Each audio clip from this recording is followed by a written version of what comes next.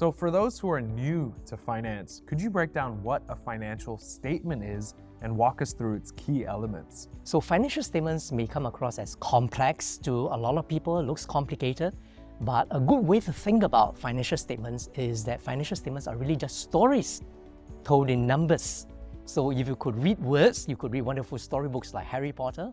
If you can understand numbers, and that means to say you can have a better glimpse of your financial life as well. So let's cite an example. You have your assets, you have your liabilities. For example, assets will be simply what you own. It could be money that you have in a bank account, it could be your CPF savings, it could be investments or unit trusts or your property. You might have liabilities in the form of a mortgage or a car loan. So if you take all your assets and you less of all your liabilities, the result is simply called your net worth or your equity. So for example, if your assets is $3 million and your liabilities are $2 million, then your net worth becomes 3 minus 2 is 1 million. Yes.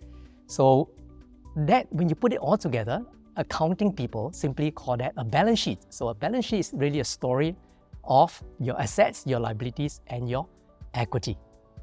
And if you're able to track this on a annual basis, what it means here is that you can see that your net worth, which represents your personal wealth, grow on a year-by-year basis, which is great, isn't it so? And you know whether it's going in the right direction or wrong direction. So financial statement is one way of helping you to make sense of the numbers, right, on an individual basis. For a business, is the same thing as well. Business like Phillip Capital, you have assets too, you have liabilities, and you have equity or net worth, same thing. So your finance team will put together a balance sheet to track whether you are growing in terms of your value, your net worth as a business. So that's what the balance sheet tells you. Now, every business will also have earnings, or we call income, and as well as expenses. So if you take your income, you less your expenses, the result is your profit if you have more of income than expense, or it could be a loss if it's the other way around. So this is called an income statement, which is also telling you the story of your profit.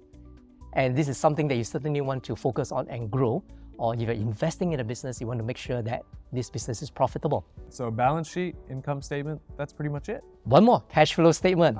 Yeah. So we know our bank account is extremely important, isn't it? So therefore, the cash flow statement tells you about, hey, where's money coming in, whether there's more money coming into a bank account or less money flowing out into a bank account. So that tells you about how healthy your cash balance is.